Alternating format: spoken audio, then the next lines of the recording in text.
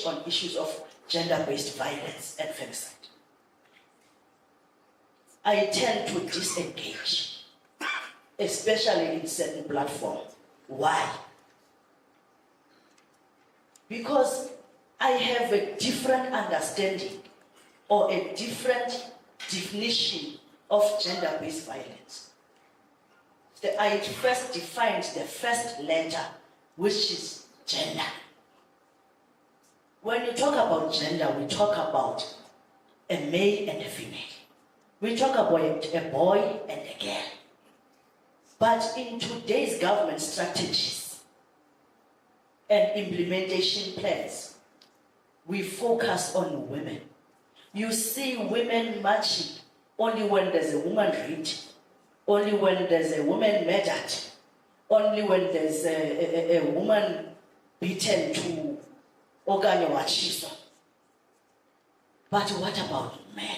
What about that boy? I've written this book because I've realized that some of the issues that we are addressing are in a way still a taboo in our society.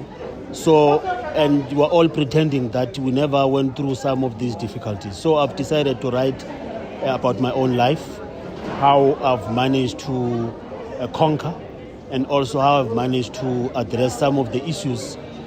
For instance, in this book, I do talk about my childhood as a boy, how I went through difficulties, including sexual violence, by people that I trusted.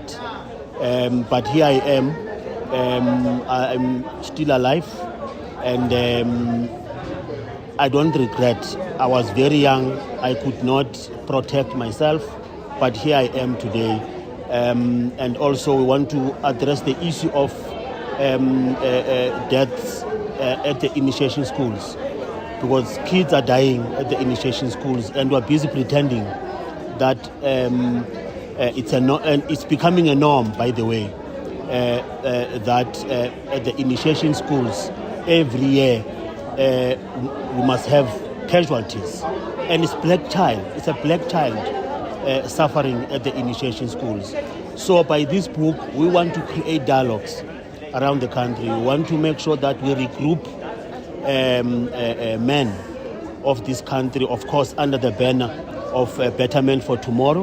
We want to make sure that we regroup, but we also want to address the issue of dysfunctional families, because when families are dysfunctional, children, they tend to become victims. That is why we have so many kids everywhere in South Africa, because of dysfunctional families. We want to address those things as well. There's no way that we can fold arms, yet our country is collapsing. Hi, ladies and gentlemen. My name is Pastor Enoch Phiri, and I've been hosting a book with Professor Just. It's been amazing.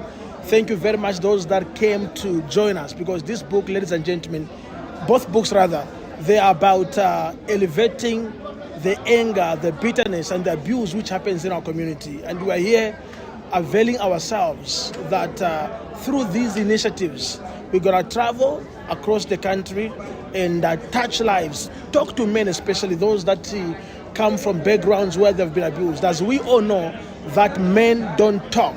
Even men, our colleagues that we meet every day, they don't talk. Sometimes you find somebody drinking himself to pap. The reason is they are going through things and they've never found a place of healing. Sometimes you find a man is involved in gender-based violence, maybe is an abuser. Sometimes it's easy to throw them in jail. But ultimately what is important, ladies and gentlemen, is to bring healing to them, have engagements with them, bring men that have been abused, men that have been broken before and have healed, to have an opportunity of ministering to them, talking to them, and bringing closure for their own pain. And that is going to heal our society, because whether we like it or not, we can never build a society without men. Men are needed. Hence today, I want even to denounce those things which people say that men are trash. Men are not trash. Men are designed by God to bring order in our society. Hence, I, Pastor Enoch Piri, and Professor Dias came together to write these 2 books in order to inspire men, speak to men, so that men can rise up for this generation.